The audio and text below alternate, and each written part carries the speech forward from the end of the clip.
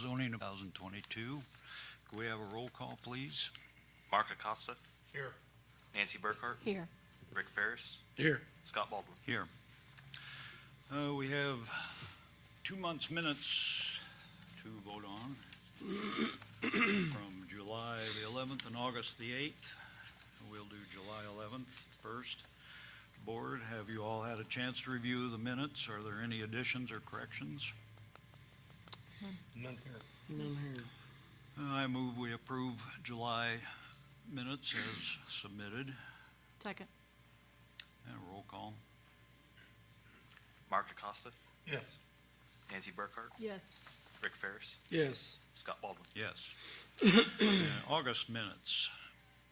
Have you board members all had a chance to go over them? Are there any additions or corrections? Nothing here. Nothing here.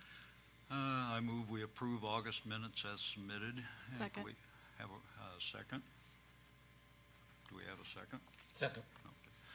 And a roll call. Mark Acosta, Yes. Nancy Burkhart, Yes. Rick Ferris, Yes. Scott Baldwin. Yes. Renewals.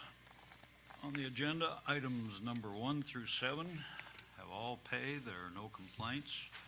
Therefore, I move that we renew all of these 7 conditional use permits. Second. And we have a voice vote. All in favor, say aye. Aye. Aye. Opposed, no.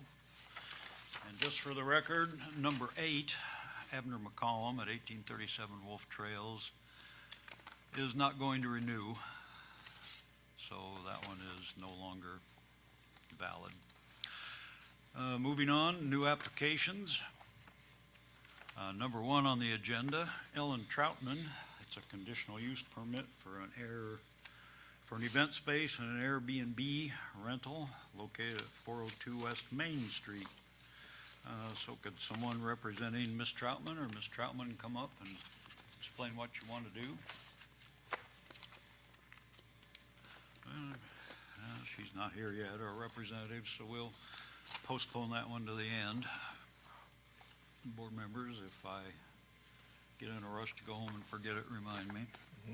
Number 2 on the agenda, Colossians 314 LLC, was at 223 West First Street. That one has been withdrawn, so we don't need to consider that. Number 3 on the agenda, Pamela Brown requesting a variance from developmental standards for setbacks to put a building addition, 620 West Street, requesting a 0 lot line on the north property line. So, Ms. Brown or a representative, could you come up and explain what you want to do? And could you give your name and address just for the record? Pamela Brown, 620 West Street. And could you explain to the board why you're requesting this variance, what's brought it about? I want to add an addition and a porch to the existing structure following the existing lot, the way it's already built. So in other words, your house has a line and you want to put a porch on Yeah, right in line with the house. that's correct. And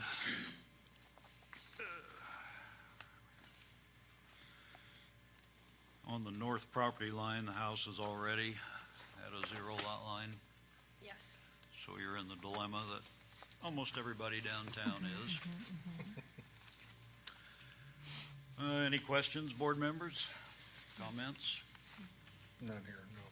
Does anybody from the audience like to speak for or against this variance application? Well, if not, we'll move on to our findings of fact. You can have a seat, ma'am. Thank you.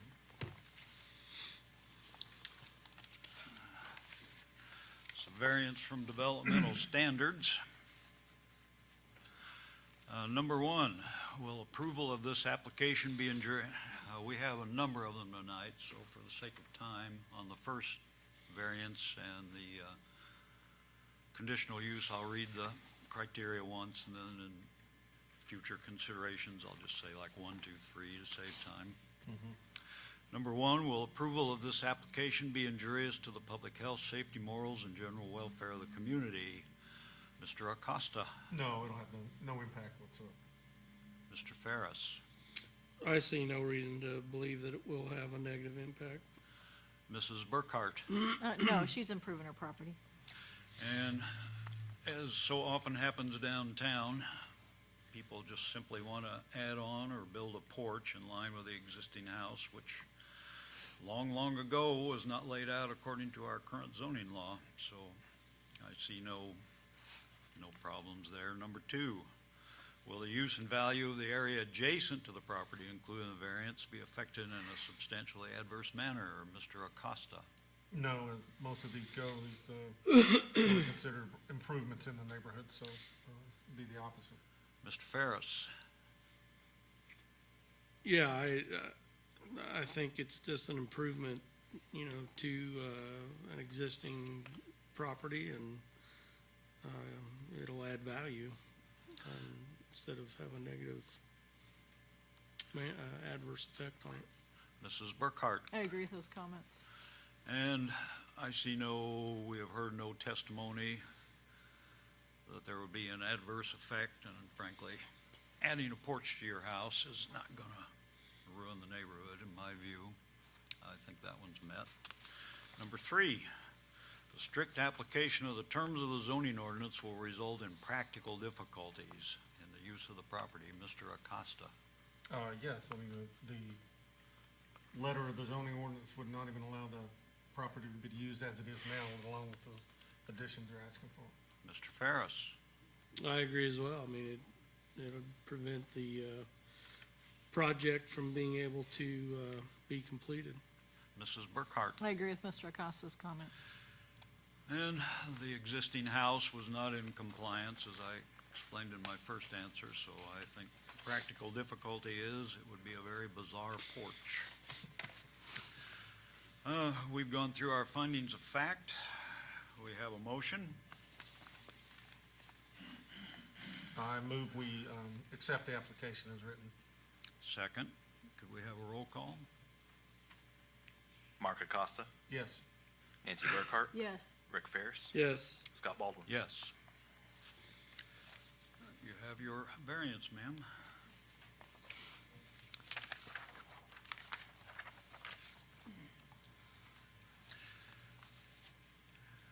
Okay. Number 4 on the agenda, Anna Louderbaugh. It's a conditional use permit for a pet grooming business at 1850 Adams Drive, and that's zone medium density residential. So could someone representing Mrs. Louderbaugh, Miss Louderbaugh? Hi. And could you give your name and address just for the record, please? It's Anna Lauterbach. My address is 1850 Adams Drive. And could you explain to the board what you're proposing to do? What I would like to do is to have a small pet grooming business along with my residents. The plan is I already have an existing carport. I would like to enclose that and do it, out of like the carport area, but have plumbing, electric, everything. And I know that some people might be concerned about, the noise from the dryers, the barking and things, but they do have special drywall that has soundproofing in it. That it is my intention to put that in to cut down the noise and the impact that it would have to anybody around me. Do you have set hours you're gonna use? I'm sorry, Set hours that you're gonna be working? 8 to 5. Just Monday through Friday, or? Monday Okay. through Friday and every other weekend. That's the plan. Are you gonna be boarding animals? No, Just grooming? just grooming, just grooming. So you're probably looking at having a couple animals at a time. Yeah, I don't want to do, some groomers do like a 8 a.m. drop off and they'll drop everybody off that have 6 or 7 dogs at once. I don't like it that way. I want to do one-on-one. I think it's better in the long run for me, for my sanity, and for the animals at the same. So the risk of barking and all that may be no more than having a dog in your house. Right, right. Makes sense, yeah.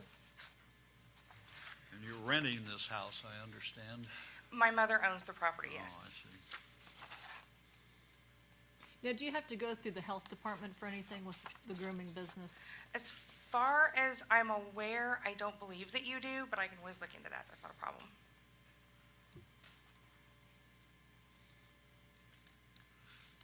Any other questions, board members? So what category are we classifying this as? I believe we're proposing under section 11.71, which is the section in the zoning ordinance that recognizes there are new uses popping up all the time, and the board has the authority. Well, here, where is it? Let me read it. 1171, once, as staff, did we use 1171 once before in a similar situation? 1171 general, it's recognized an increasing number of new kinds of uses are appearing daily. And that many of these and some other more conventional uses possess characteristics of such unique and special nature, relative location, etc., that each specific use must be considered individually. So this is sort of a, That's all. correct me if I'm wrong, staff, this is sort of like a catch-all for things that are popping up that have not been acted on formally. Yes, and we've done a few of these. So that's the category under which she is asking this. And I don't believe there's really a category for pet grooming in our ordinance. The only other category you could look into is the home occupation category.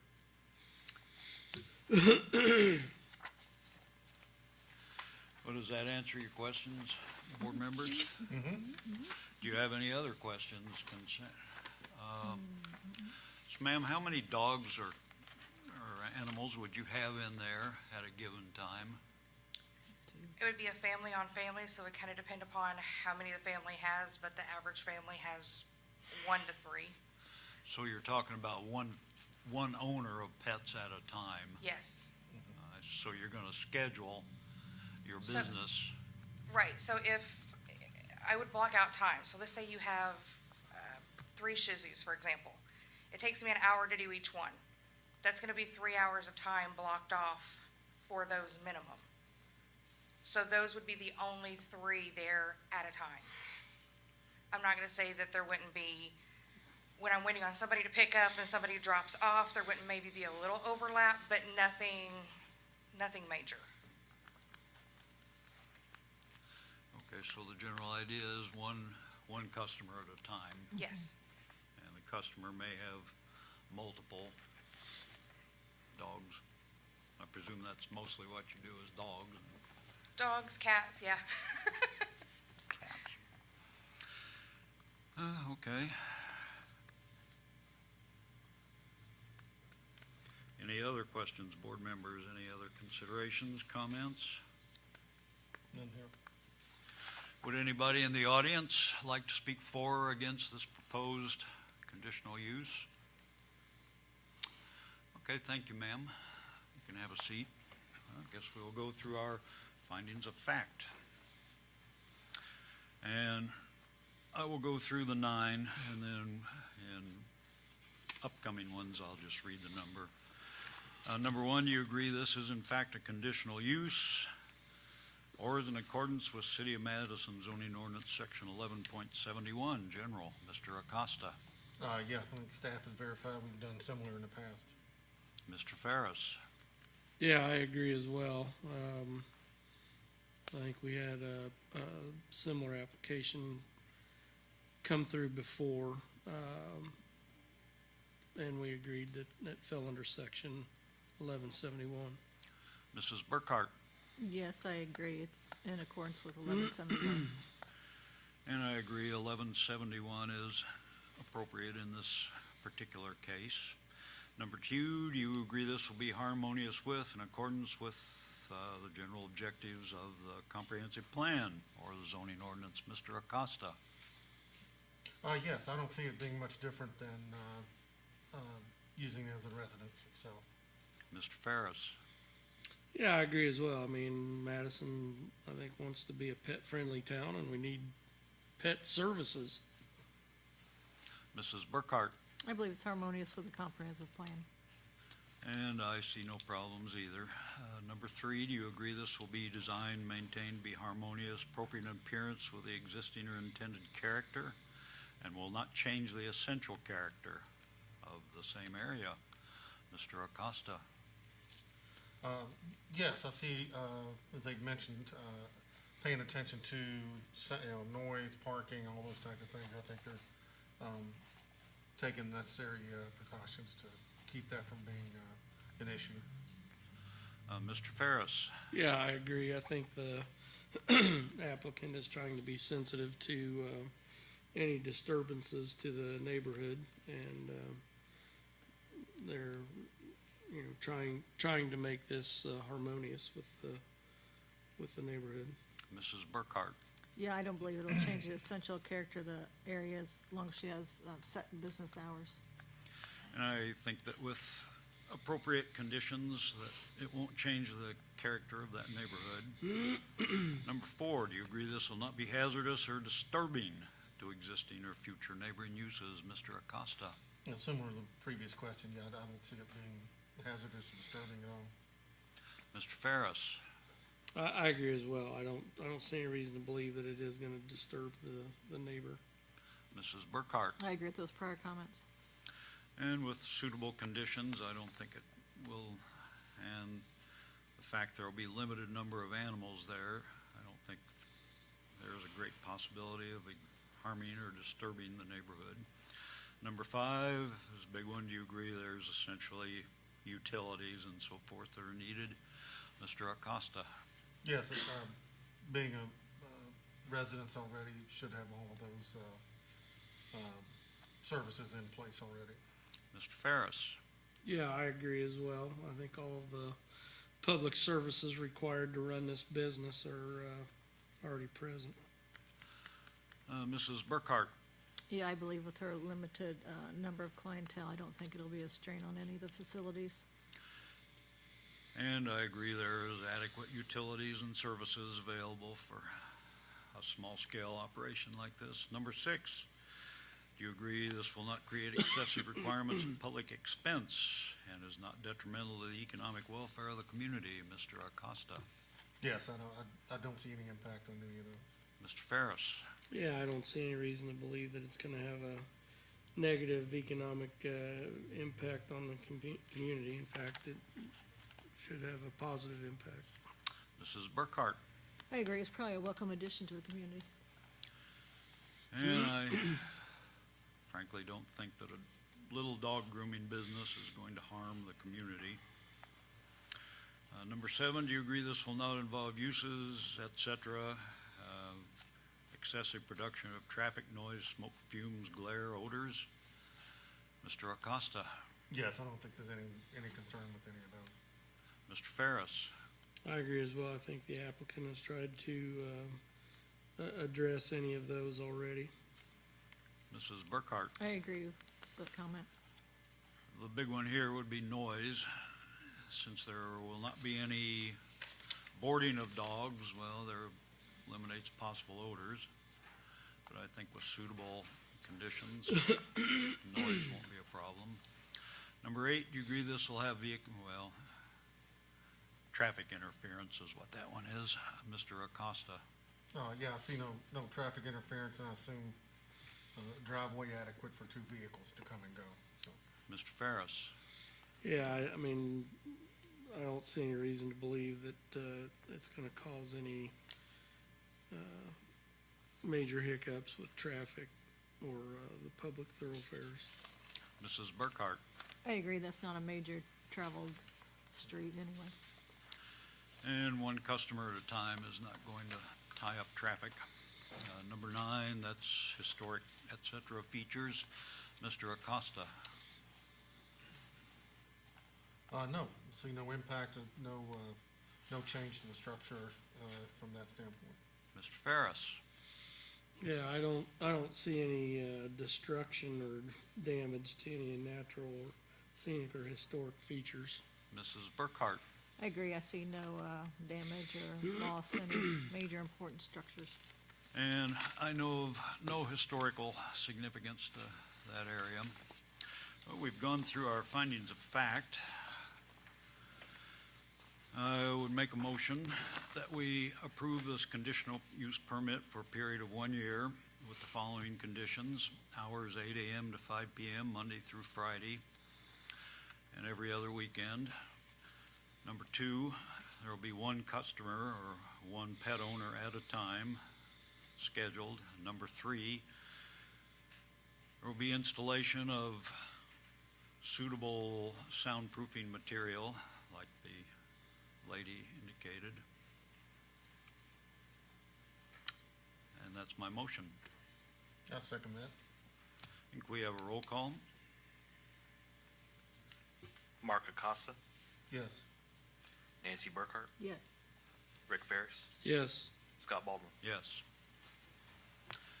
You have your conditional use permit, ma'am, for a period of 1 year.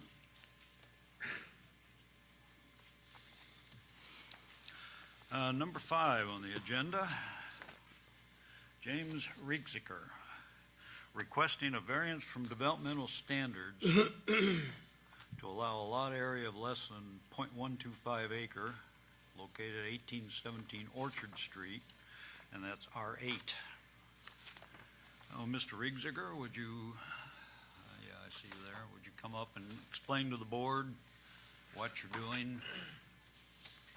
Yeah, What your plans are, why you're requesting this?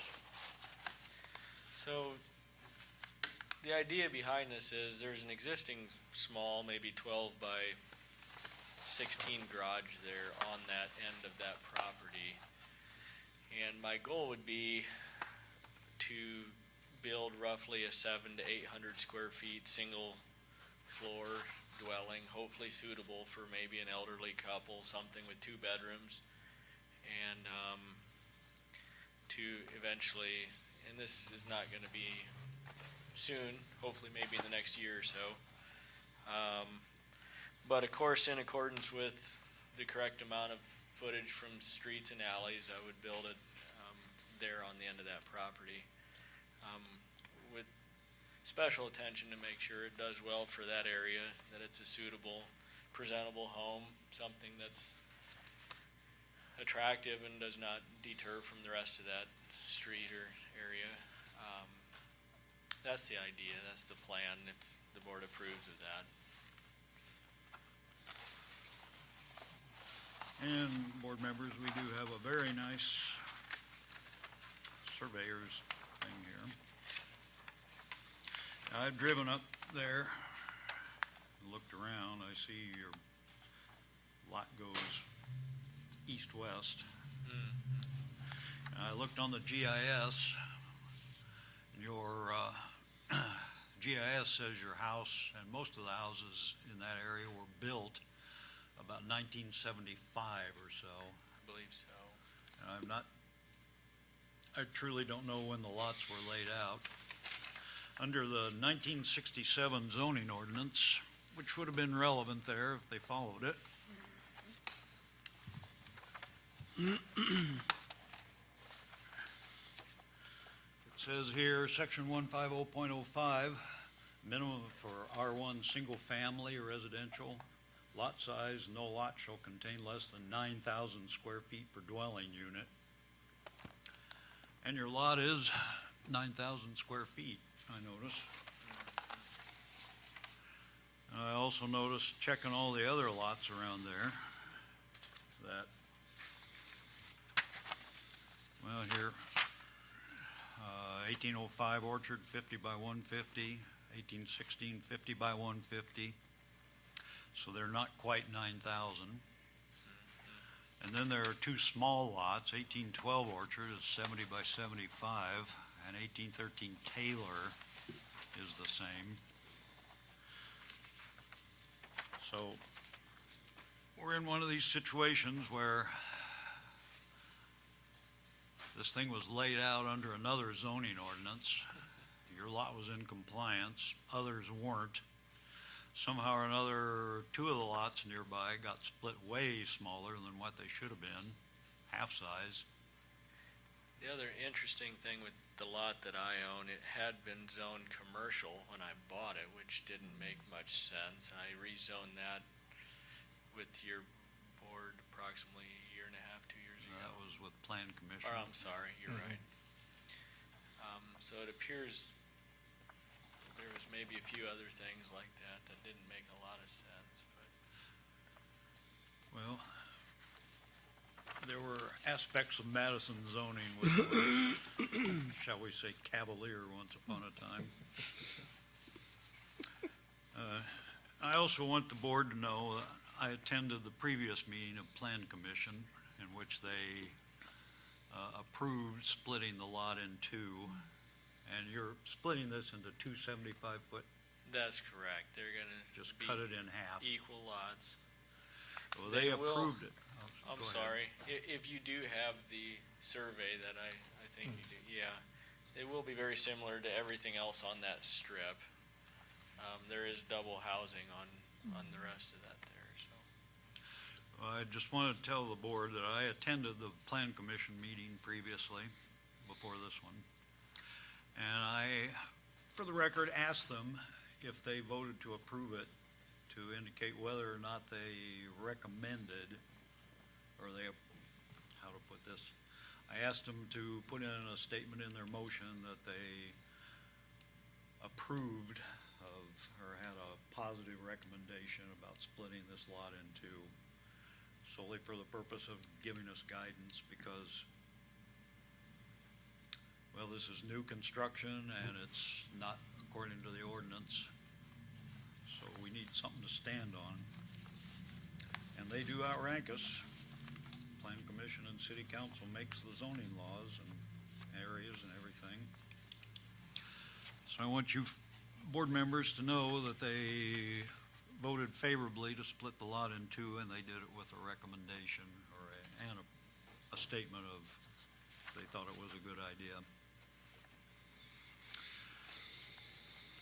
Board members, do you have any other questions, comments? I got a question. So the new parcel, you'll be able to access it through two ways, the alley and Wood Street? The alleys, are basically non-existent. Me and my tenants have been mowing those alleys ever since I've owned this property, and we just maintain them. They're never traveled through. We plan to only have access through, what is it, Wood Street? Is that the back there? Yeah. Yes. And I Would know that on the- small garage continue to exist? Yeah.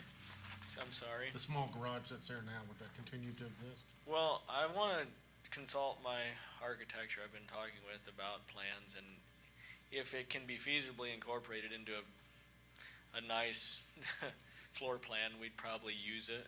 Mhm. It'd have to take considerable work to rework it a little, but Understood. potentially, yes.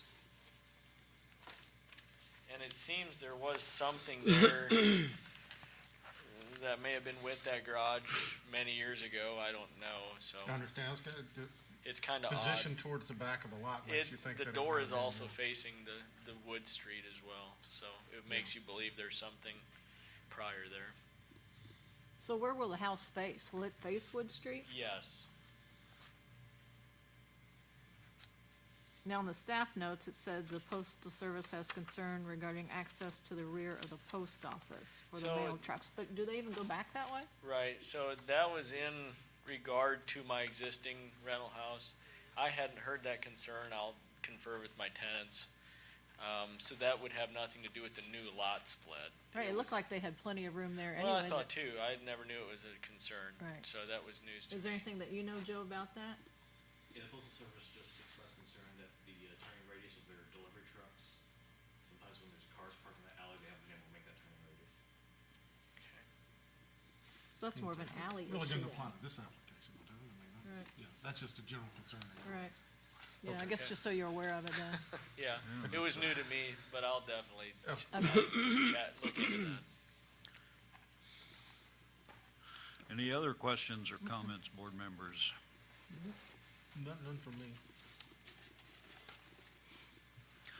Would anybody in the audience like to speak for or against this application?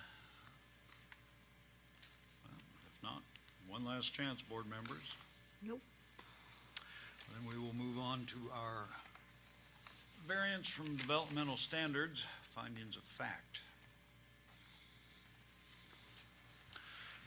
Number one, since, I'm gonna read these since this is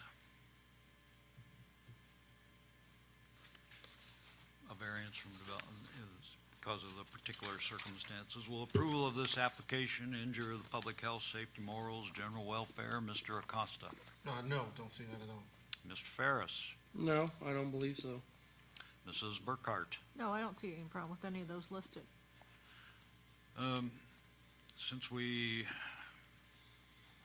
are not making a precedent here, and we're dealing with a very specific property, I don't think the general welfare will be affected. General welfare being adhering to the zoning ordinance. Number two, will the use and value of the area adjacent be affected in an adverse manner? Mr. Acosta.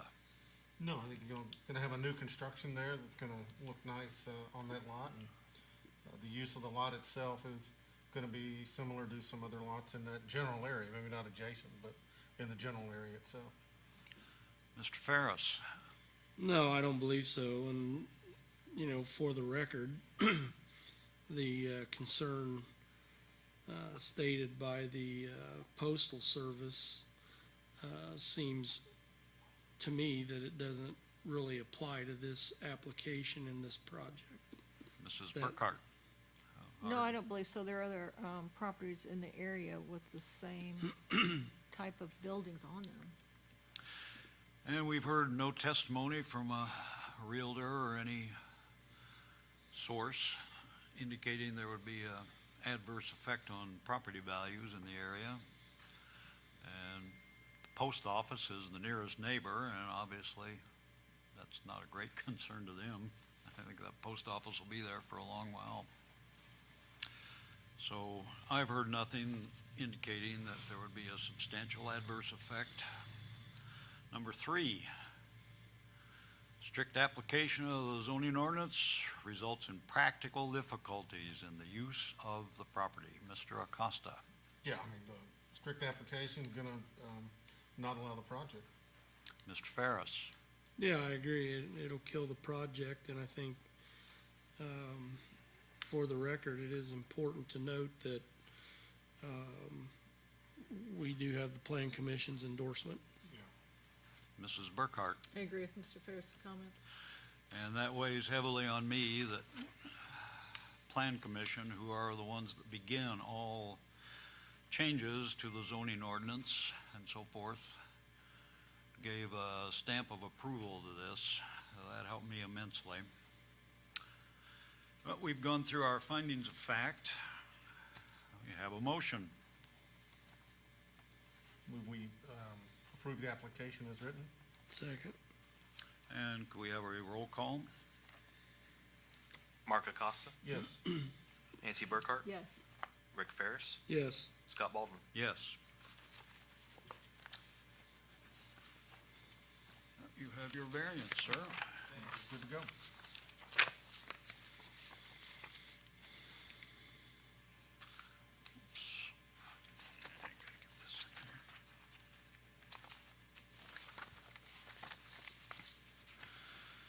Next item on the agenda, actually, there are two well, 6 and 7, Ryan Rogers, 209 West First Street, and Ryan Rogers, 207 West First Street. Both are it's a duplex, conditional use permit for short-term Airbnb style rentals. In both of them, it's an identical application for two addresses, so in the interest of time, all discussion will pertain to both of them since it's the same thing. Okay. And sir, would you give your name and address for the record? Ryan Rogers, 804 East First Street, Madison. And explain to the board what Um, you're proposing to do. We've turned these units into short-term rental from long-term rental. We were unaware that the special use permit was required, so we're just trying to get current. Yeah, based on what you've submitted here, it looks like you're pretty well ready to go. Yeah. Just from talking to other people around, there's a lot of Airbnbs that haven't, Absolutely, I'm sure. but we're spreading the word. We appreciate I drove by your property and it is frankly beautiful. Thank you. Any other questions, board members? Hours, number of people, et cetera? Rules? I have a question. We have approved Airbnbs before, and they invariably, we ask for a set of rules that'll be given to the tent They were renters. included It says they in were the Yeah. submitted. Yeah, it was nice set. Do I have them? Did you do the rehab on the property? Yes, I did. That's a big rehab. I remember it, the days, what it used to look like. Yeah, they were long-term rentals for a while, and we're actually finding the short-term rentals take better care of it than the long-term rentals did. I bet, I would imagine, yeah. Yeah. Here you have rules, quiet hours start at 10 PM. Is there a starting 10 PM till, what, 10 in the morning or so, something? Hadn't specified, but I'd be happy to add whatever you would like to see. Because with Airbnbs, I don't think we've had a great deal of problem in Madison so far, but they can become horrors. And one of the reasons this board is here is and some of the conditions for conditional use are about essentially disturbances to the public. And we're just trying to keep that from ever happening here, I understand. while, of course, allowing you to use your property and tourists to come and so forth.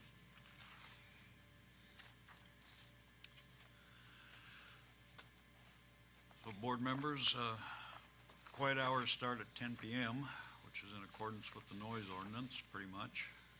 Would you like to put a 10 PM till sometime in the morning? What's your feeling, board members? Well, if you have a beginning, you gotta have an end, don't you? I'd say 8 o'clock. Good point. 8 o'clock? Yeah, I wouldn't see anything necessarily longer than that. I mean, downtown moves pretty early in the morning down here, so. Yeah, And it's also noted here, no parties or events or anything at the house. too, so. correct. My wife and I are pretty strict about that as There you well. go. We do Yeah. keep an eye on it. So how many parking spots go with these rentals? There's a total of 4, so each unit has 2 assigned parking places in the backyard. Okay, And then, of course, there's parking on the street in front of it. And we own the adjacent lot. At some point, we will put a house on it, but there's 2 additional spaces in front of it and some parking on the lot behind it. So we work with guests to make sure, say they're bringing a trailer with a golf cart, we'll get them off the street and over onto our lot or something. You said the adjacent lot, in which direction you're talking? Going west. West, okay, Yeah. yeah. Is that showing it vacant at this time? Yes. Okay.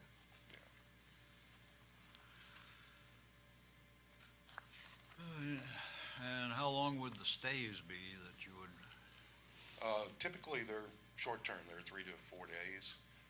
We will do up to a week. We've decided not to go beyond a week because we found that that's where the trouble kind of begins, is when you start doing longer than that with the Airbnbs. would you be amenable to putting in your rules, 1 week maximum stay? We could do that. You may get me in trouble with my wife, but Well, you might wanna do like a 2 weeks, cause every once in a while, something does happen more than a week. I know when sometimes we rent for up to 30 days. Yeah. But I don't know if I'd wanna make you stay at 1 week. You might do 2 weeks just to give you a little lead time and just in case something happens, I would think. that would be good.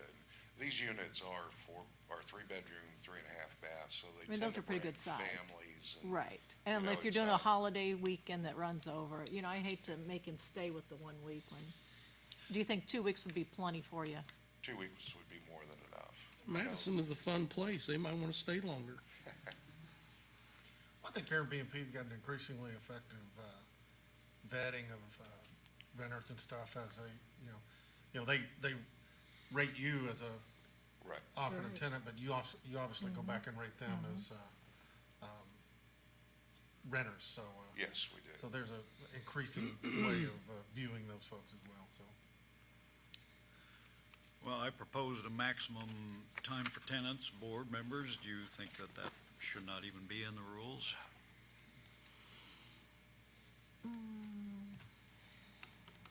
Let me ask you a question. If Yes, for sir. some reason we decided to go back to long-term rental, would I have to cancel the special use permit? Conditional that. use. Yeah.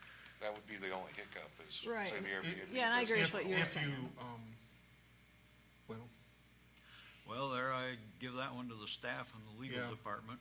If he decided to go to like say you just wanted to rent it as an apartment, Yeah, would he have to reapply for a, would it be under a different category? is there a category for regular rental? I don't think that's yes, acceptable. there is. Is it? I don't know if we really wanna put a time period on it, because it's him managing who stays there. And I Yeah. tell you, if you've seen what this place has gone through in the last, I don't know, when did you start working on it? We redid it in 17. I mean, it was pretty much awful looking, from Yeah, what it was- I remember. was And a I lot know more because my shit husband lived construction. in that lot that's vacant now. Oh, Before they okay. tore it down, he lived there, and that was just an awful place next door. Yeah. So what he's done has been just remarkable for that area. So, you We'll know, leave maximum term out. right. Yeah, I think that's fine. And I still have a question for staff. If he decided just to rent this like an apartment, would he have to reapply for an apartment rental conditional use permit? They are deeded as two separate houses, so it would just be a normal house rental. I don't know whether that, Oh, yeah, that makes sense, yeah. Yeah, we can cross that bridge. Okay, any other questions, staff?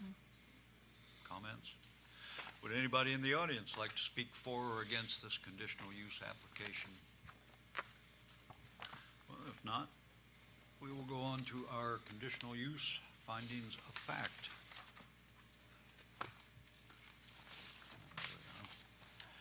And I will just read in this case just the numbers, since you have the verbiage in front of you. Number one, this is also proposed under category number 581. Mr. Acosta, category 581. Yes, Mr. Ferris, do you think that's appropriate? Yeah, I agree as well. Mrs. Burkhart, I agree.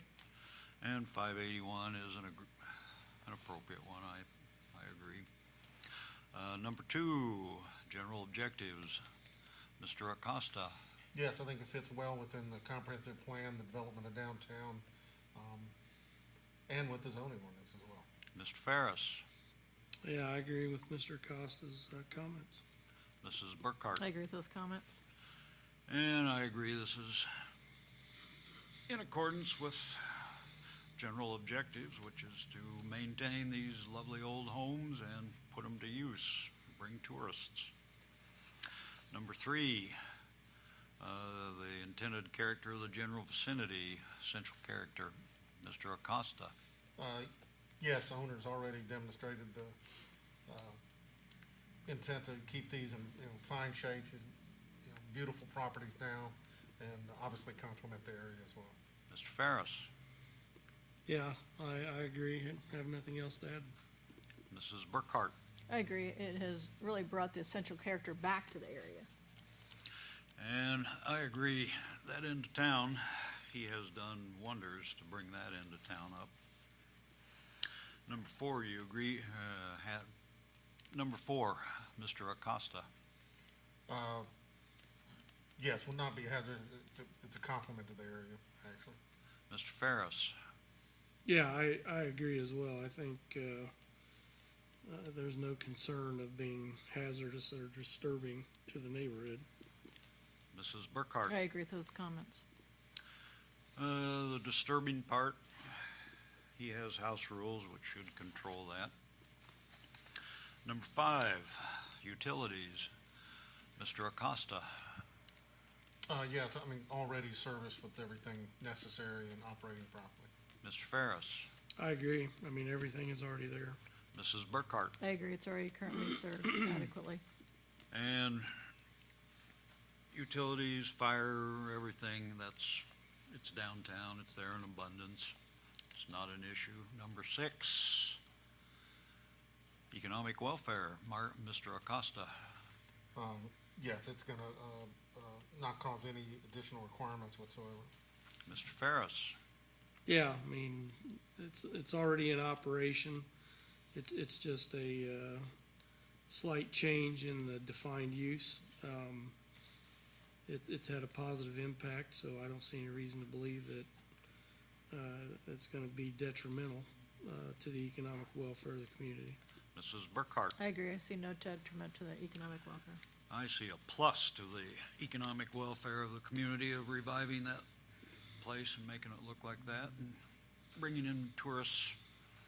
Number 7, traffic noise, smoke, fumes, glare, odors, etc. Mr. Acosta.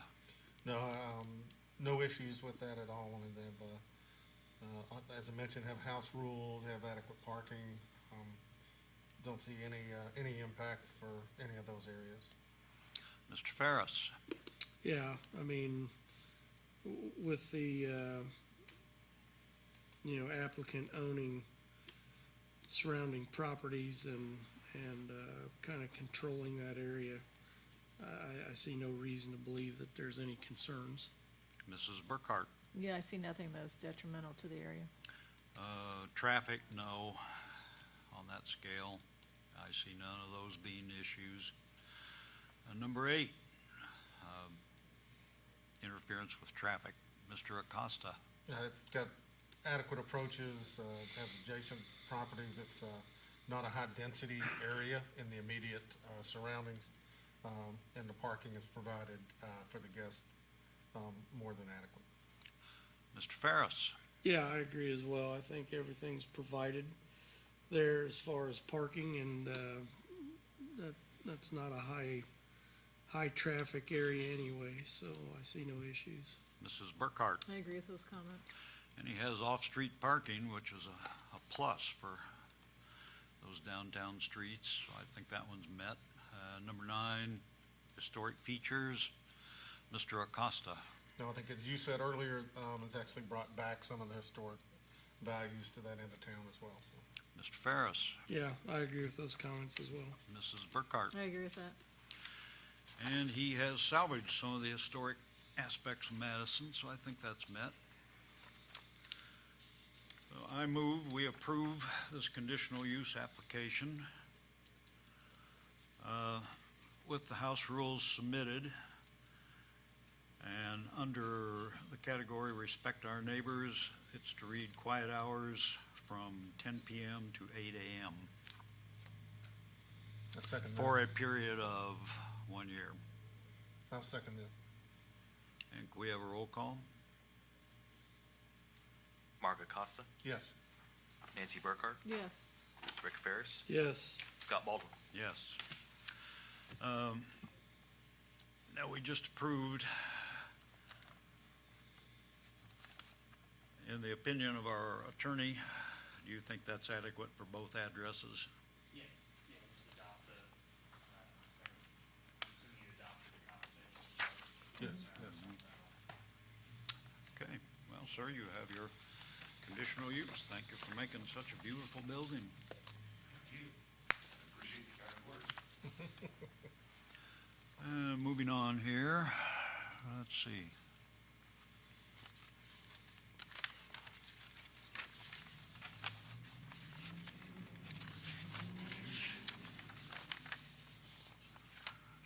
Number 8 on the agenda, Michael Holchak. Conditional use permit for a short-term Airbnb style rental at 604 Jefferson Street, HDR. Yes, sir. Could you give your name and address? Yes, Mike Holcack, 1328 West Second Street. Holchak, okay. Yeah. You're Uh, close, you're close. I lived It's in not an Gary easy for a one. long while. It probably would have been Holchak up there. There you go, yep. Close enough. And could you explain to the board what you propose to do? Yeah, so we have one Airbnb on 714 East Main, had for the last couple years, and we're just adding to the a fleet, I guess you would say. So, purchased 604 Jefferson about a month ago, and luckily it was already completely rehabbed, so it's good to go. Just adding my wife's decorating skills to the mix. So that's what we're looking to do. Same thing with that property. No physical modifications to the No property? no modifications. Nope.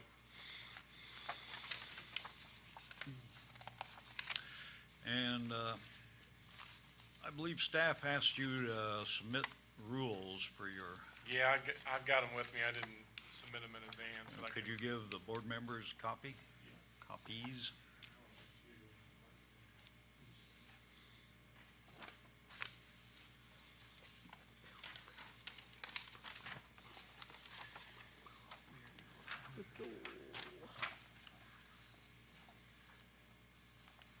Are these basically the rules that you have on your other? They're the same ones, yeah, just the noise, no fire pits, smoke, that type of thing. Have you had any problems with any of them before on your Main Street property? No, well, one time, just because we have a screen porch, just had to remind someone about just, noise. But it was 5:30 in the afternoon, but still, when you're on the property lines like it is down here, so. We created a sign in our other one, just respect our neighbors, that type of thing, because you do have to go above and beyond to build that relationship, because it's important. Yeah, you're cheek by jowl with your neighbors there. That's right, yeah. Whatever they want, You got it's done. Siamese neighbors. Never heard that one. Is there some kind of a fence that goes, you're right in the middle of three Yeah, units. it's weird. So it's, you can access the back of the house from East 4th Street. There's an easement, there's like a gate there with a pathway that goes through there. I guess it's not considered an easement. It's just like there's where the property cuts off, there's the white privacy fence, and then I have just a little metal gate. You can walk to the back of the house so they can enter it through that way or off Jefferson. So, but I usually tell, like on my Main Street property, we have off-street parking, but it's just easier if you're unloading suitcases versus walking down a gravel path to park in the front. And that stretch of Jefferson, it's like NASCAR. Once you get through that stoplight, it's actually pretty dangerous because people start flying to go up the hill. So I'm gonna try to encourage people to park or just be very careful if they park on Jefferson, because if you've ever parked there and tried to get out when those cars are ripping, it's like they hit the gas pedal, And there'd be ample parking on 4th Street, wouldn't there? There is, and there's always, Jefferson, there's always parking. It's just down that block. I think most people try to park on 4th, but, yeah.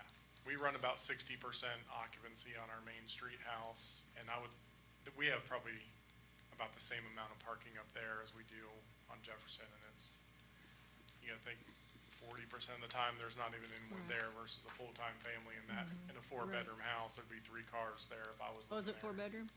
Yeah, it's 4. So that'll be nice.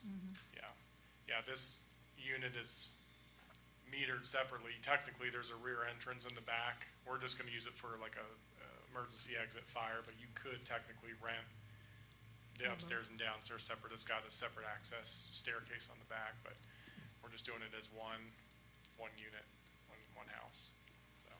There are private homeowners own the homes on either side I of think you? one, yes, I think one, on the one side it is a renter though, but I did meet them and then. But they're the others on- residents. Residents, yeah. Because what worries me is that you're glued together, Yeah, and there's an obligation not to bother homeowners who've invested in a property, yeah, or for that matter, a landlord who Yeah. all of a sudden finds his property, nobody will live there, because it's a disaster. yeah. We have the same issue on 714 East Main. It's just, with the shared walls, it's being a row house. But we don't have, they don't build, the walls are a little thicker than. Right, what because you I hear lived in a today. row house at one time, and there's a pretty significant firewall between the row houses. Yeah. It's thicker than you really think. Yeah, I lived in a row house, like I said, for years, and I don't know any time I really heard my neighbors Yeah. in the housing part. Yeah. Now, the yard might be a different story, but the house itself is pretty Yeah, well insulated. yeah, and there's privacy fence on the one side, and then the other side, there's just a metal black fence, but it's a small, it's not a it's literally just kind of, you walk out the back, and it's not gonna be a place that people will be sitting out there, it's just not big enough, because it's a tiny, low yard. Now, do you allow pets? We do at our other one, but with the fee, I think over the 2 years for that one, we probably had maybe 5 or 6 people.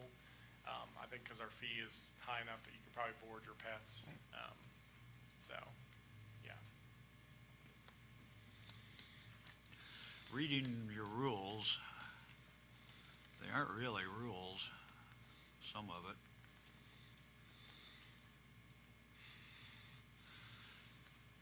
Just what I'm concerned about, I agree that those are old houses and what goes on inside likely won't ever be heard. Yeah. But that, you have a little bitty backyard, I guess. How, Yeah. about what size is it? What dimensions? It's probably like 20 foot, well, maybe 25 foot long, and then Width of the house? maybe, the width of the house wide.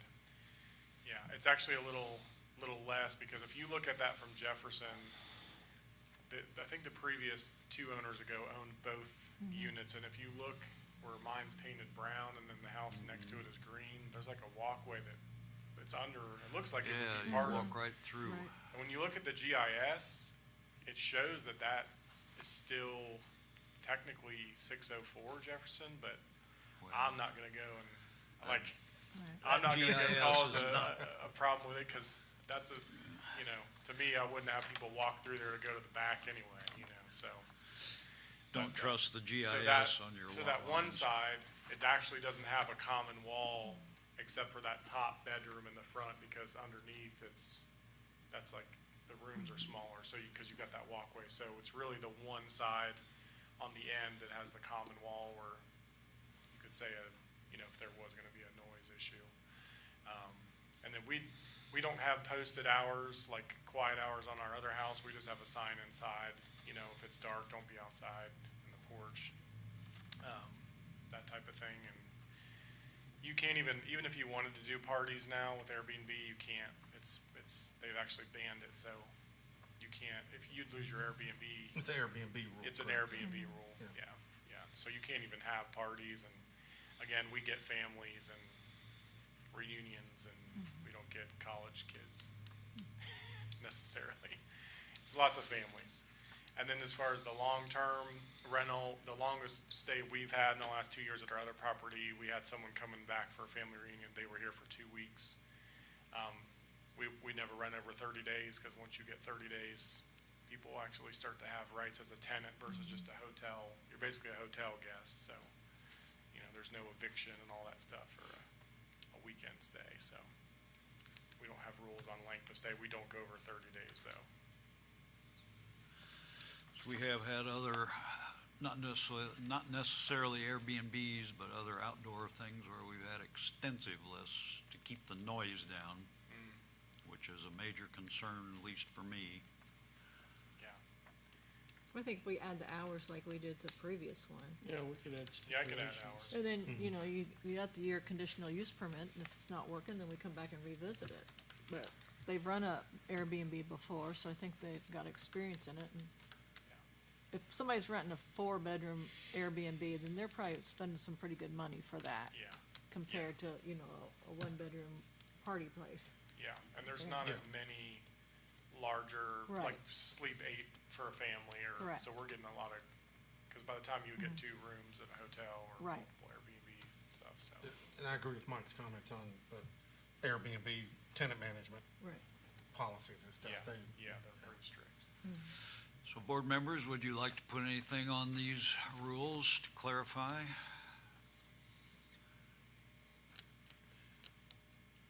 Yeah, I mean, just add the quiet hours that we Right, talked just about. so Other we than did that, I before. don't see, Yep, I can do that. Mike, one question on your Yeah. smoking.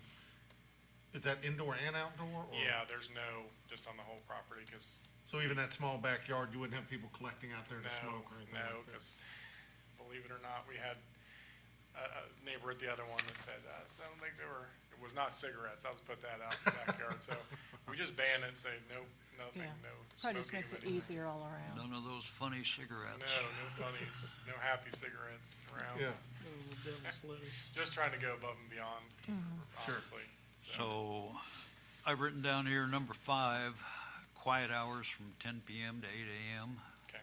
similar to the last one. And board members, would you be in favor of any restrictions on that backyard? I don't think we need to. I don't think it's necessary. Okay. Any other questions, comments, board members? Would anybody in the audience like to speak for or against this proposed conditional use? Well, sir, you can sit down. We will go through our findings of fact. And I will just read the numbers for time. Number 1, by the way, the conditional use is 581. Number 1, do you agree 581 is appropriate? Mr. Acosta? Yes, I do. Mr. Ferris? Yes, I do. Mrs. Burkhart? Yes, I think it fits the rental. And I agree. It's appropriate for this type of rental. Number 2, comprehensive plan, Mr. Acosta? I believe it does fit that. Airbnb business helps bring tourism, guests into our city that normally wouldn't come, so I think it fits in very well. Mr. Ferris? Yeah, I think it fits very well. You know, we have a lot of tourist events, and it's just another option for housing and accommodations. Mrs. Burkhart? I agree with that comment. And the comprehensive plan, well, just like the other one, once these final buildings restored, put to use, tourists to come, I think that's met. Number 3, change the essential character of the area, Mr. Acosta. No, I mean, there's no physical change of the structure, and adherence to the rules will keep it as a harmonious fit. Mr. Ferris? Yeah, I mean, it's not very often that we get an application that's just wanting to leave the structure as it exists, and I think with the applicant's previous experience managing this type of business, I think that they will maintain it and be an appropriate fitting for that neighborhood. Mm-hmm. Mrs. Burkhart? Yes, I don't see it will change the essential character. It says his occupancy is usually 60%, whereas somebody owned it, there'd be 100%, so you'd have more chance for noise at that point. That's a good point. So I think with suitable rules, it won't change the essential character. Number 4, disturbing to the neighbors, Mr. Acosta. I think, I don't see it being disturbing, again, adherence to the rules, and then just the existing general ordinances for nuisance and noise and those things that we have as a city. Mr. Ferris? Yeah, I agree as well. I mean, I go back to the fact that the applicant has experience managing this kind of business, and they seem genuinely sensitive to the effect on the neighbors, and I don't think it's gonna be a problem. Mrs. Burkhart? I agree with those comments. With suitable rules and enforcement, I don't think it will disturb the neighboring uses. Number 5, that's utilities and services, Mr. Acosta. No issue with that, already existing, they're not making any changes, so obviously they're adequate. Mr. Ferris? I agree with those comments. Mrs. I Burkhart? agree also. And it won't be any different from having a home there, so that's not even an issue, in my view. Number 6, detrimental to the welfare of the community, Mr. Acosta. I don't see any detrimental impact, if anything, having this and running it as an Airbnb business. The owner's gonna have the desire to upkeep it maybe more so than a normal home, so that's gonna be a benefit to the area. Mr. Ferris?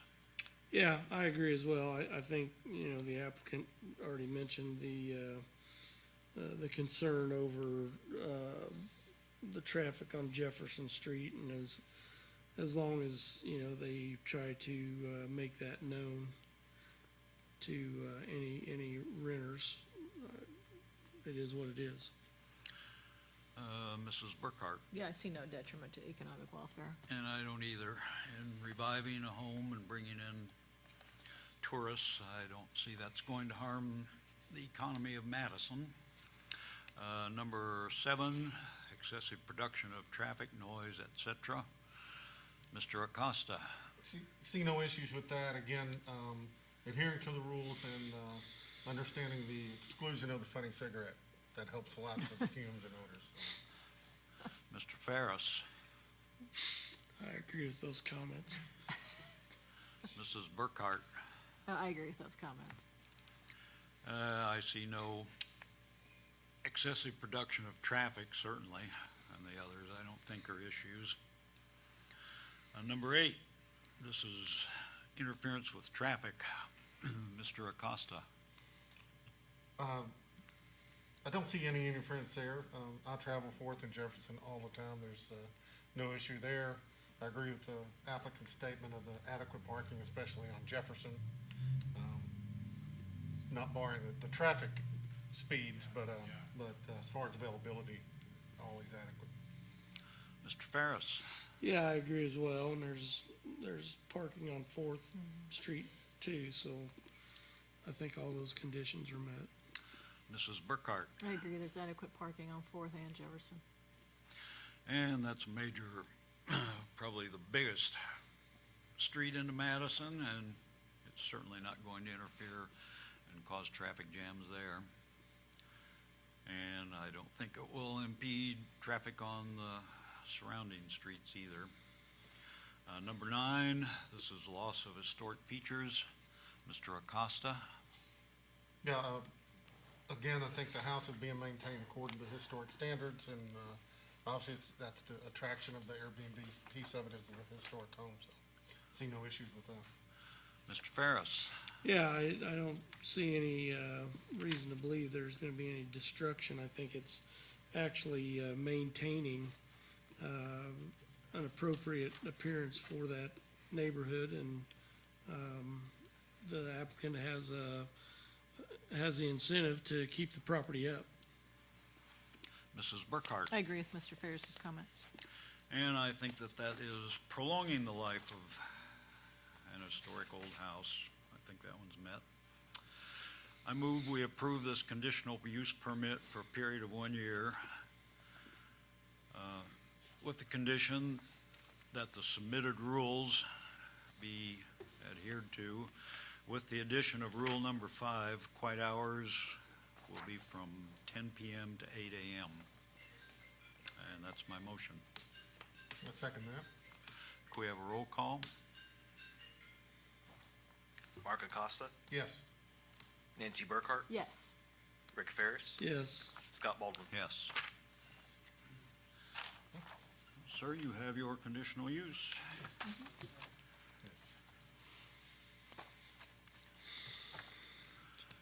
Let's see. Number 9 on the agenda.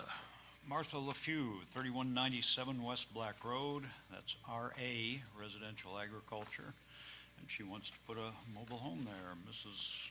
LaFew, if you would, or a representative, somebody come up, and if you could give your name and address for the record. Yes, my name is Brendan Lefew. My address is 11900 North US 421, and I am the applicant's son. And could you explain to the board what you want to do? Yes, we are trying to put a prefabricated home at the address of 3197 West Black Road in accordance to the building permit. Everything that we have as far as space on all sides of the structure seems to be adequate to support the home. And this is a brand-new Yes, sir. structure. It's not used. Yes, it will be a brand-new structure. Okay. And judging by the looks of it, you're you're putting in, not, I wouldn't call it a mobile home, you're putting in a manufactured house. Yes, sir, it is a manufactured home. It will be on a foundation. So And that's I one of believe these things- afterwards, it would be considered a stick build, I think. And that's one of these that comes in two pieces and you slide off a truck and put them together, is that essentially what it yes, is? sir. Well, board members, do you have any other questions or comments?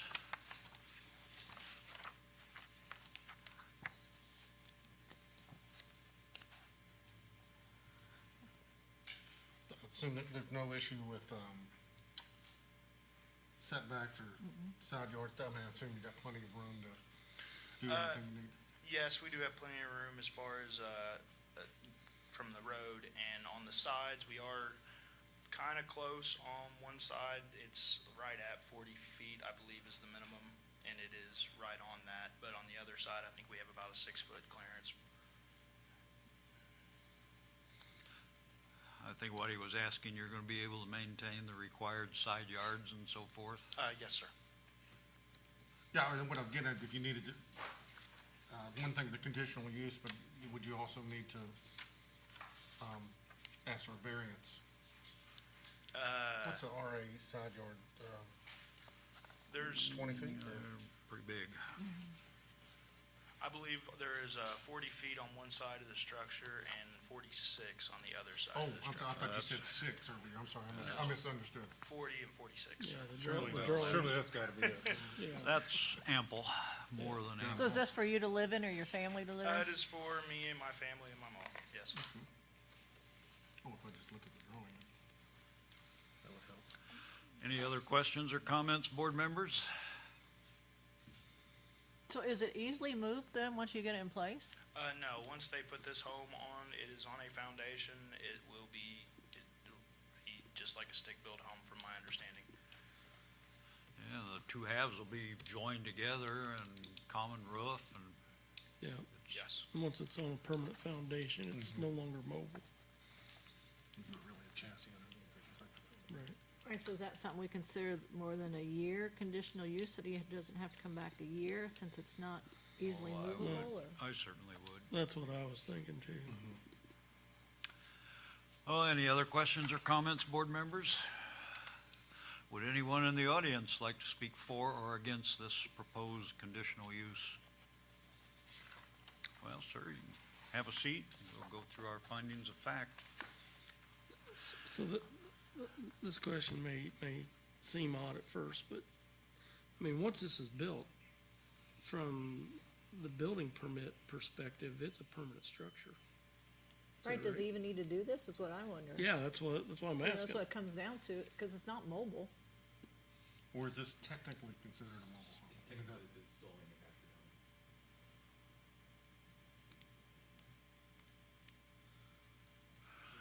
It probably has to be because it comes in on a, But once it's on a foundation, it's no Right. longer mobile. That's my point too. So it's not, not built on It- site, so. The mobile manufactured homes are held to different standards than a normal. interesting. well, anyway, this will be category 112. So number one, category 112, do you agree that's appropriate? Mr. Acosta? Yes, yes, it is. Mr. Ferris? Yes, I do. Mrs. Burkhart? Yes. And I agree.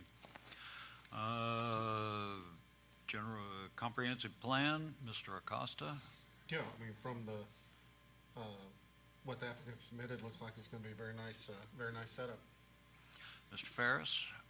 Yeah, I agree as well. I mean, it's basically the equivalent of brand new construction. So I think it'll add value. Mrs. Burkhart? I believe it's harmonious with the comprehensive plan. And the comprehensive plan in this case is the section 7, and it is a category, so it meets that.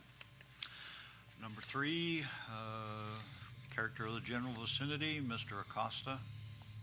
Certainly helps. It's a lot of undeveloped areas out there. Will bring a residential, presence into that area, so. Mr. Ferris? Yeah, I agree as well. I mean, It's, again, the equivalent of brand-new construction, and I think it's gonna be harmonious with the, area. Mrs. Burkhart. I think it will enhance the social character of the same area. And it's out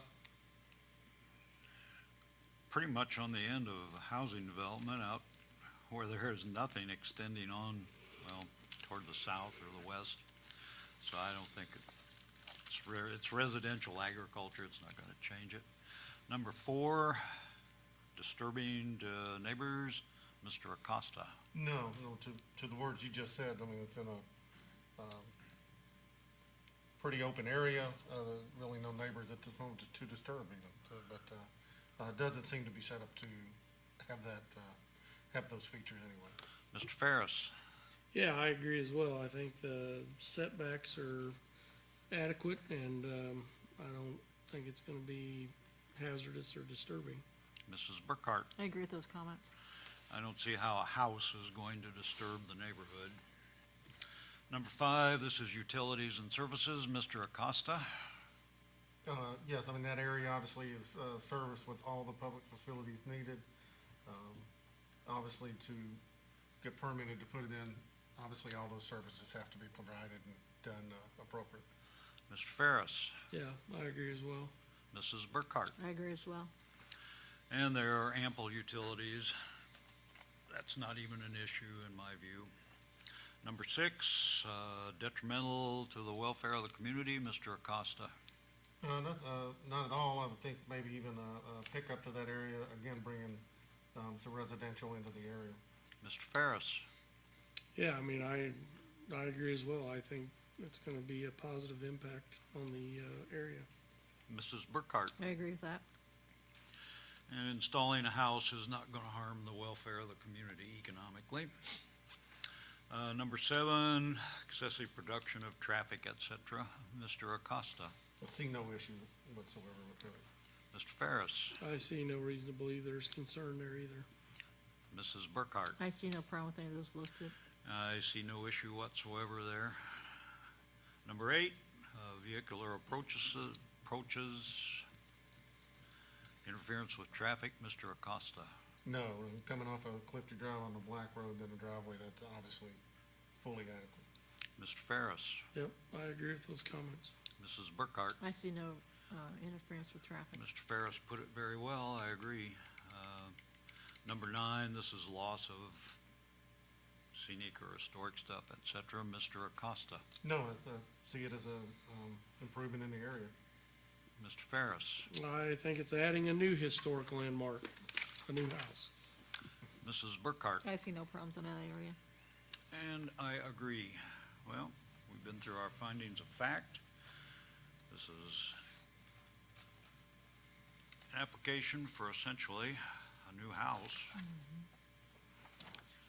Do we have a motion? And a time limit. I move we approve this conditional use application for a period of 15 years. If any of you would like to amend that for a longer period.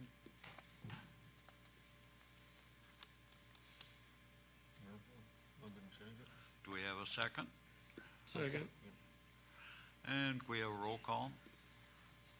Mark Acosta, Yes. Nancy Burkhart, Yes. Rick Ferris, Yes. Scott Baldwin. Yes. Well, sir, enjoy your home.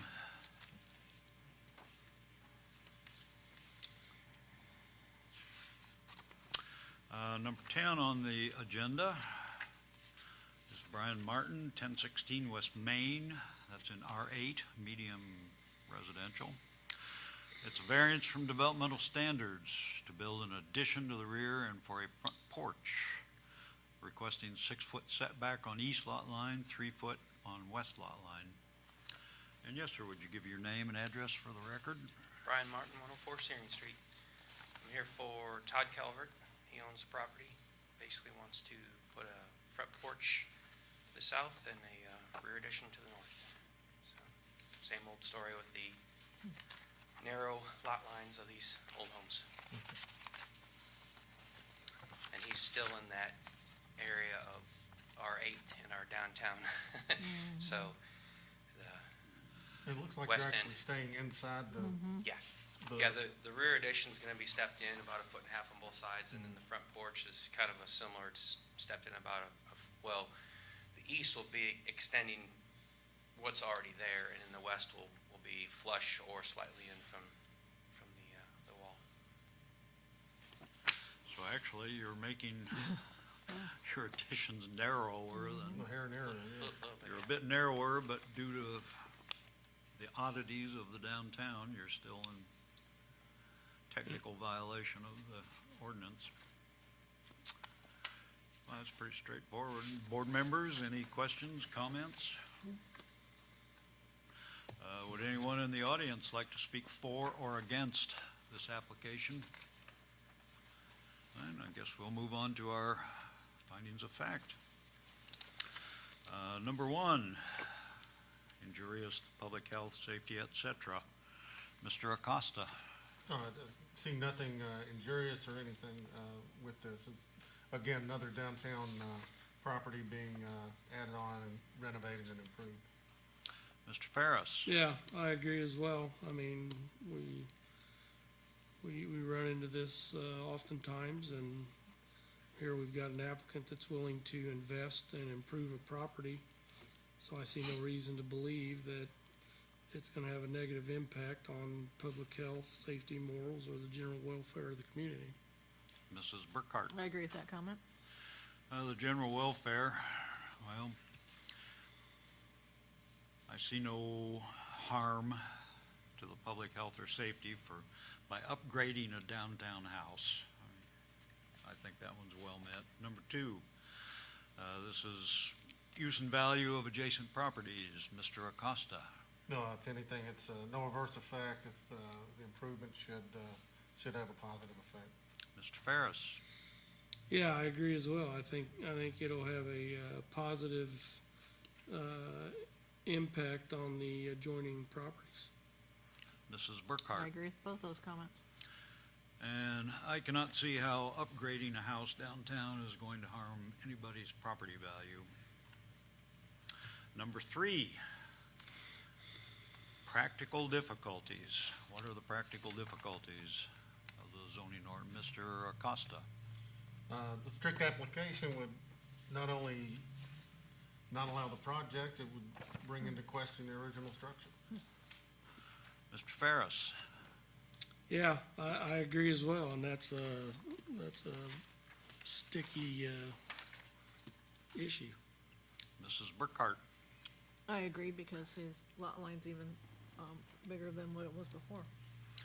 And I agree, for some reason, that's zoned R8, which is a really new, way much newer category for a downtown property, which was probably laid out in the 18th or the 19th century. The property cannot meet those requirements. It was built that way. I think that is a very practical difficulty. And in fact, he's adding a little more yard to the sides by his proposals, so I think that that one is well met. We have a motion. I make a motion, we approve this application. Second.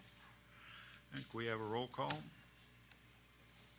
Mark Acosta, Yes. Nancy Burkhart, Yes. Rick Ferris, Yes. Scott Baldwin. Yes.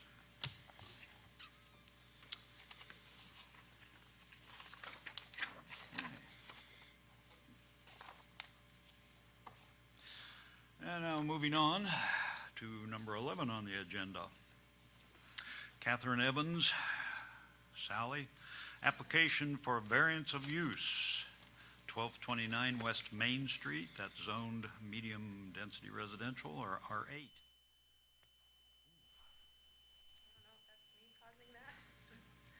Do you have a hearing aid? No, I don't. I do not.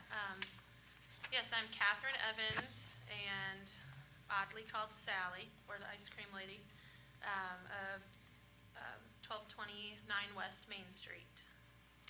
And could you explain, you're asking for a variance of use, and that's a big deal in my view. Okay. Our zoning ordinance, per the laws made by the state of Indiana, the Plan Commission proposes changes to the zoning ordinance to city council.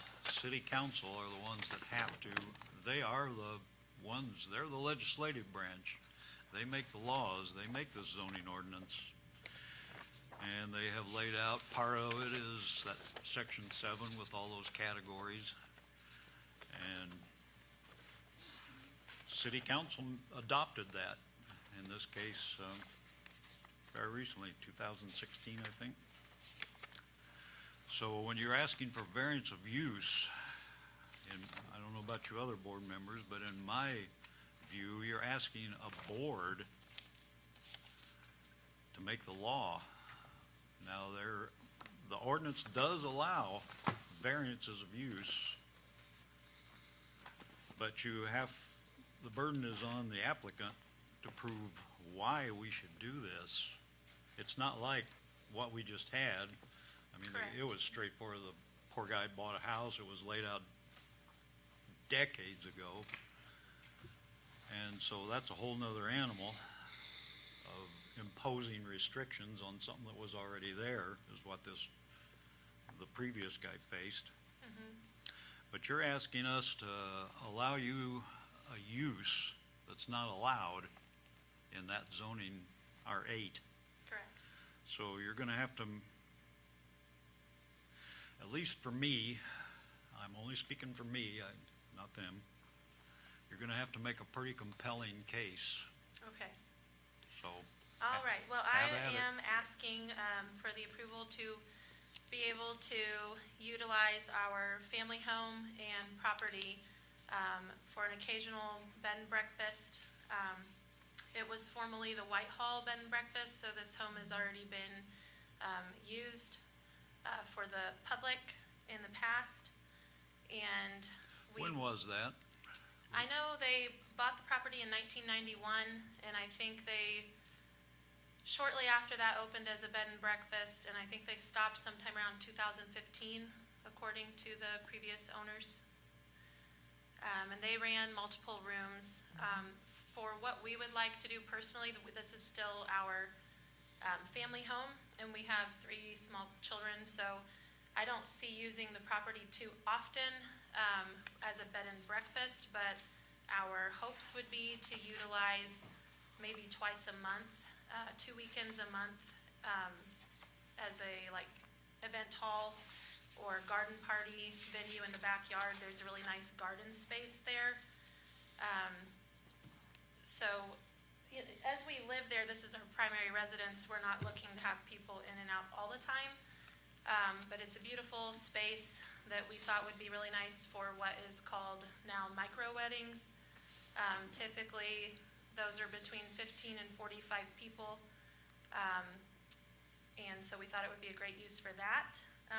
One of the reasons why I would like to explore this idea is, for me personally, I have lost an income, a job opportunity that I used to have as an auctioneer full-time because I have a deteriorating eye disease. So I'm trying to find things that I might be able to have as an income throughout the years. So I looked at that as something I could do being visually impaired. Let's see. I have some documents here that I made up for you guys if you would like to have them. One of them stating some house rules and whatnot if it was run as a bed and breakfast and we actually had guests in. And then the other is more for an event space for small events, and there's some information on there as far as parking. Our property would be able to allow 6 to 8 spaces on our driveway and in front of our garage.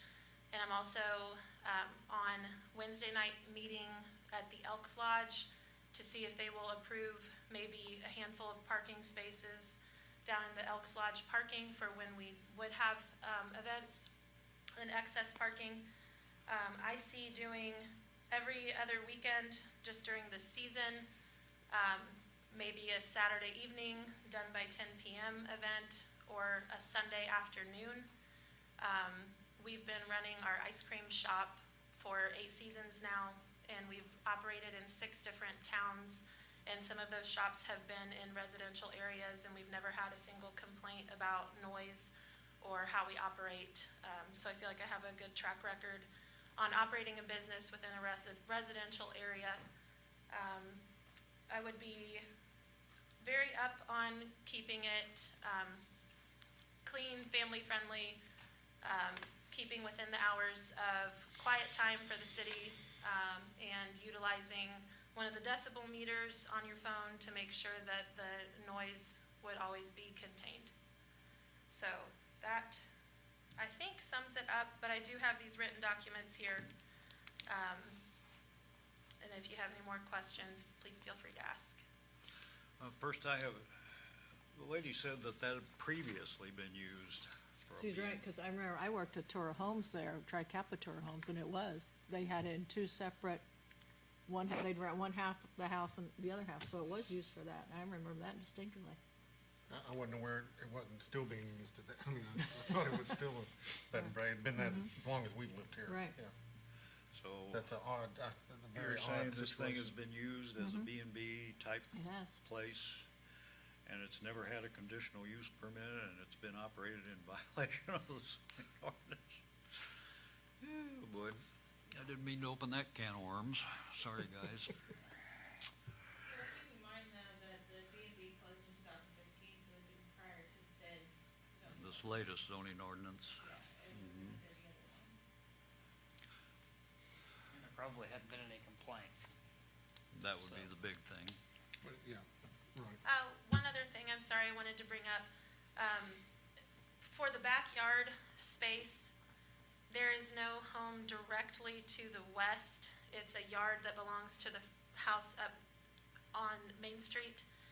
The only other house that we thought might be an issue is 1328 West Second Street, which is almost directly in our backyard, but we are actually almost in contract. We've gone through negotiations to purchase that home.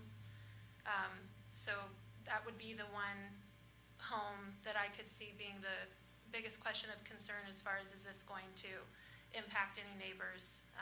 And hopefully, we're really close to securing that purchase.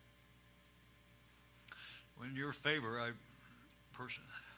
actually, I think once upon a time that was the headquarters of the Madison Civil War Hospital, wasn't it? Yes, it was, The yeah. commandant lived there. 1863 to 65 is what we've been told. And then I guess it was West Madison Public School after that, which I don't know too much about, but there's kids' initials carved everywhere, so I trust it. Well, I can see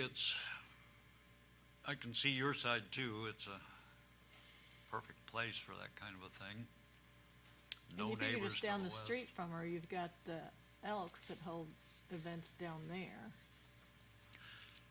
The big adjacent property to the west, I believe that belongs to IKE, and that's zoned M2 heavy industry. It used to be So, state hospital property, that one building, because that's where the, Yep. water. The first one directly west of us is owned by the state, I know, because I had to fill out the certified mail, and that one was Indiana State, Right. or State of Indiana, I'm you're sorry. right, Well, it's you're state right hospital. there, yeah. So, I originally thought that perhaps the best way would be to rezone it, your property, but you can't rezone it M2, because then you can't have a residence there. Correct. Yeah. And we want to stay there. We like it for a family home. Unless you rented it to yourself as permanent, well, board members, I've expressed my misgivings about the variance of use, and I've told you why. In my view, this board does, and we have granted a variance of use. I believe we granted one for the new jail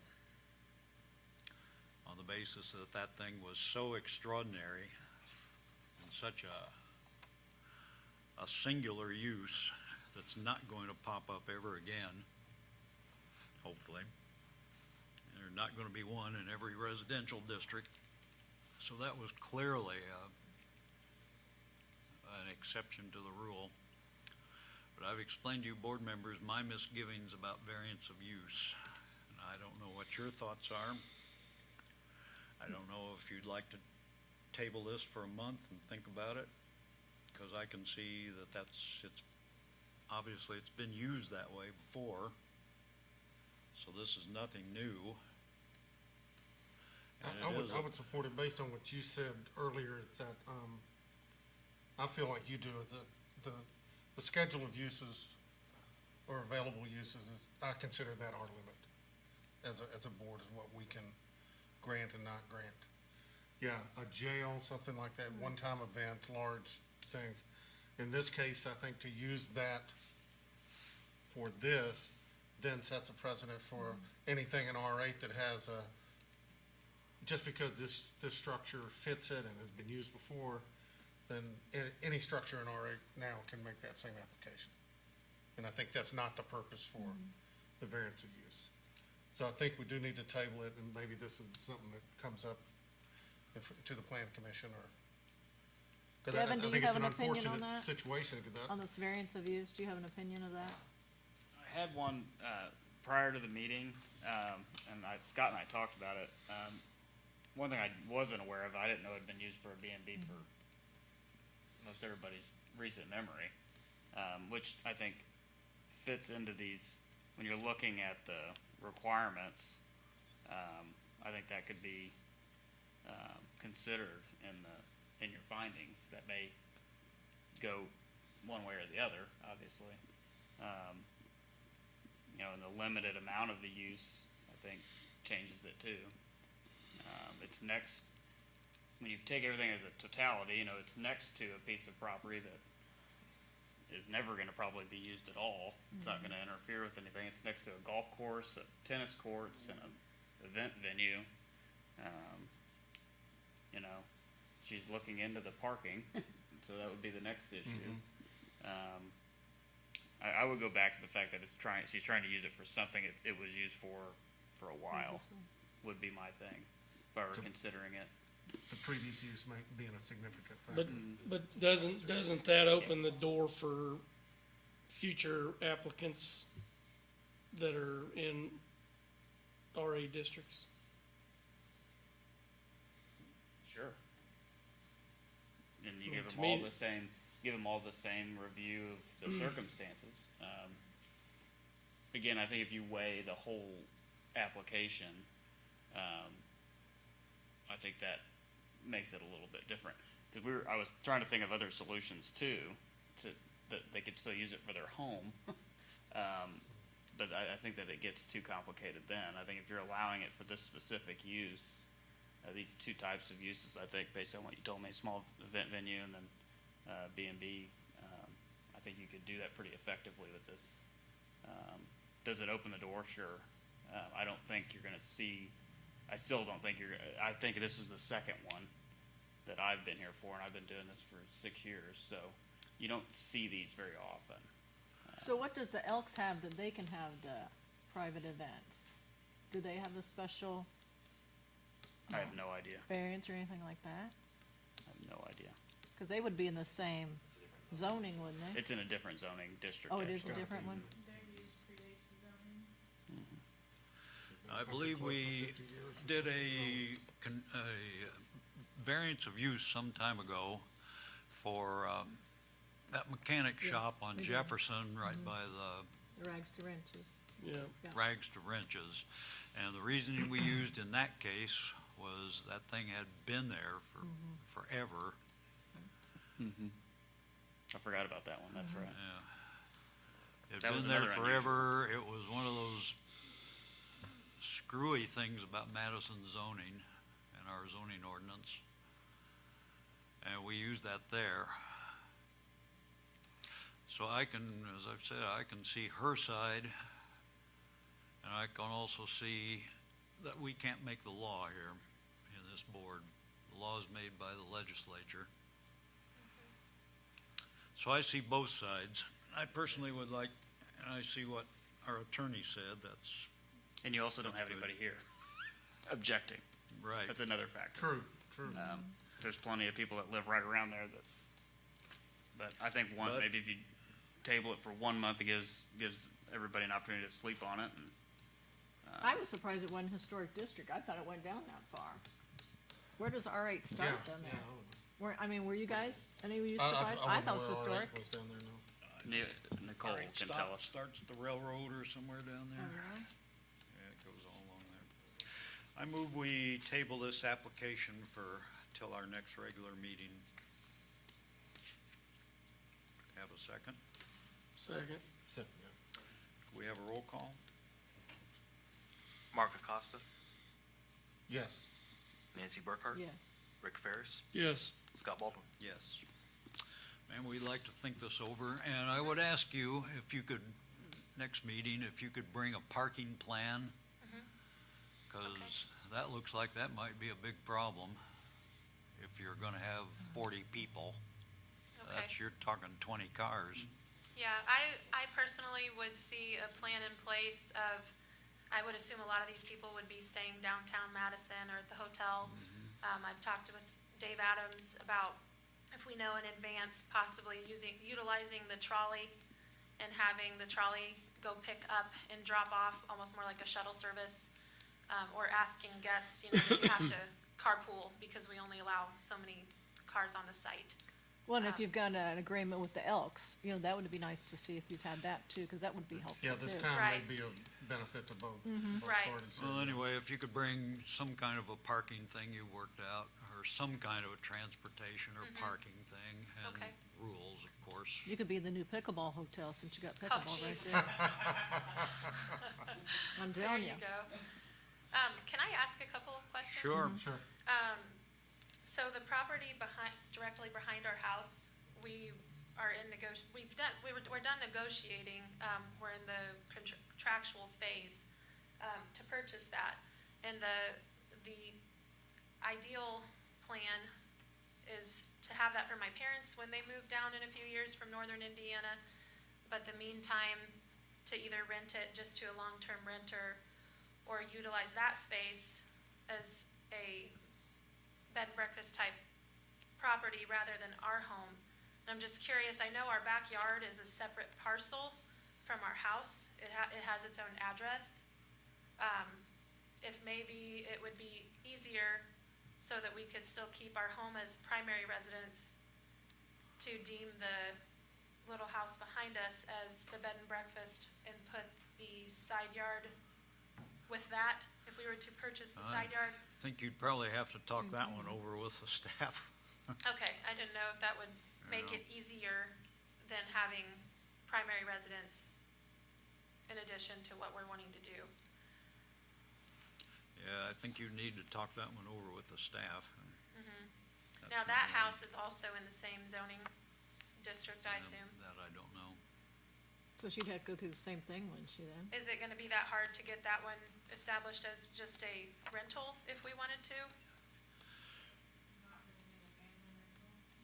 You mean like a, Well, What about like Airbnb any rate, rental? ma'am, for the sake of time, Oh, if you that's just fine. come and talk to these folk on their office hours. Yep. And work that out. Well, board members, this is in my view, it's a big deal, variance of use, so you of course have your own views on these matters. All right, I appreciate your time, thank you. thank you. So I need to come back in a month. Yes, ma'am, our next regular Okay. meeting, which is October, what, it's Tuesday, something. Thank you.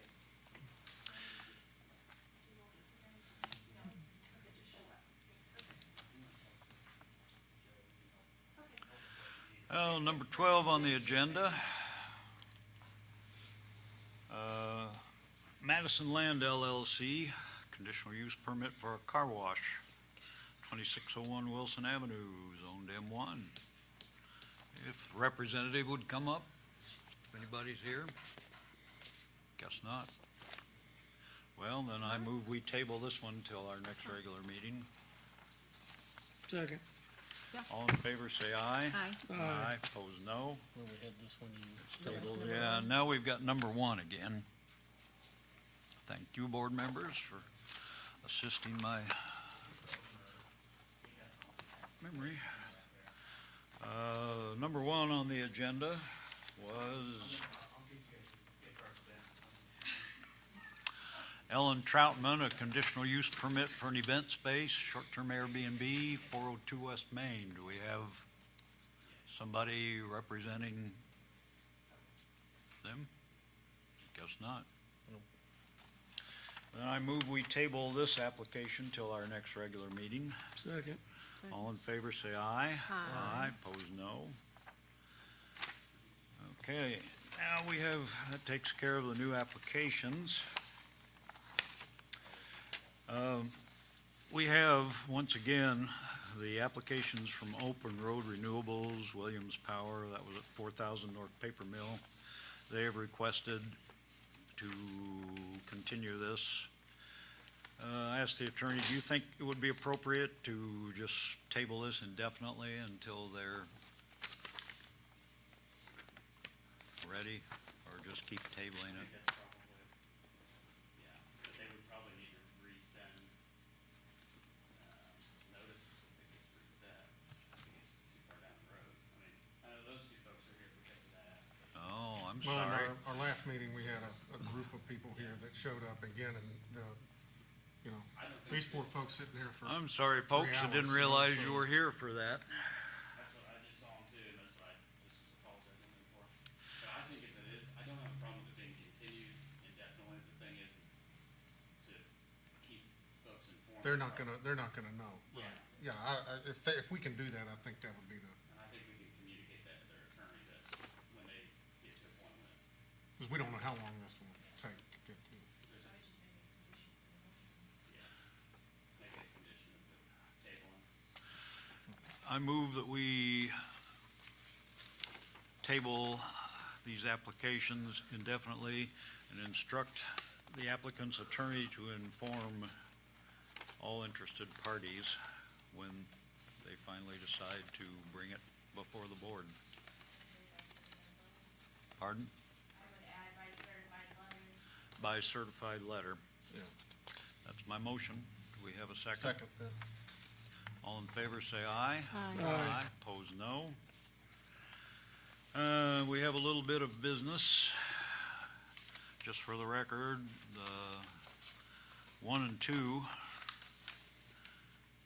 paid their renewal fees, and therefore, per previous motion, their conditional uses are renewed. Number 3, Sarah Libby Mann, conditional use permit for a bed and breakfast, 409 West First.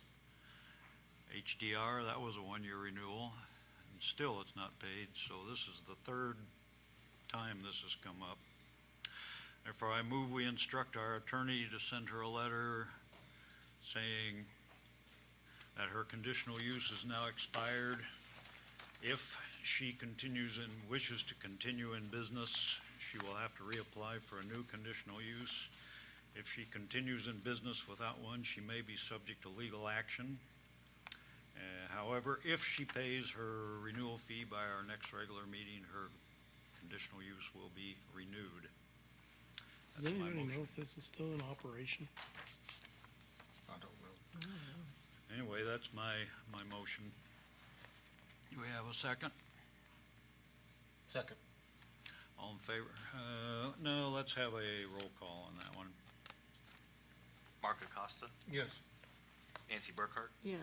Rick Ferris, Yes. Scott Baldwin. Yes. And I believe our attorney gave us a communication about a settlement reached on that issue up there on, what was that, River Bluff? Yeah. So I think we should enter that into our minutes, that, Give you a quick update. That litigation had been going on for a little bit. The parties were able to reach an agreement. That agreement involved actually terminating the variance that was approved by this board on April 11th of 2022. And representing the city at that, I didn't think it was any reason why we should get in the way of that. The parties agreed, the applicant agreed, so we entered an order. That case has now been resolved. I provided a letter to both attorneys for both parties outlining that variance had been vacated, and that, it hadn't been recorded anyway, because we, typically, I say we, I didn't know until I asked, but that we don't record those variances immediately, just in case there is litigation. So, it hadn't been recorded anyway, so, I just wanted the minutes to reflect that, that has been resolved and that variance on 1360 East Scenic View Drive was, vacated from April 11th, 2022. What did we allow? 10 feet? Is that what Art was? 10 feet. What did they come up with? It was the one where She was it had a building- covenant that said 10 feet, but RA said 20 feet or something like that. So what are they building it as now? Her building permit was already approved for complying with the RA zoning ordinance, so she didn't need the variance. I move we include this information in the minutes. Do we have a Second. second? All in favor, say aye. Aye. Opposed? No. Passes. And is there anything else that I've forgotten? I move we adjourn this meeting. Second. All in favor, say aye. Aye. Opposed, no. We are adjourned. Yes, I did. She's already started building it. Mark. I did good. What's that? Yeah, she's building right across the street from us. You got a pool up there? Huh? You got a pool?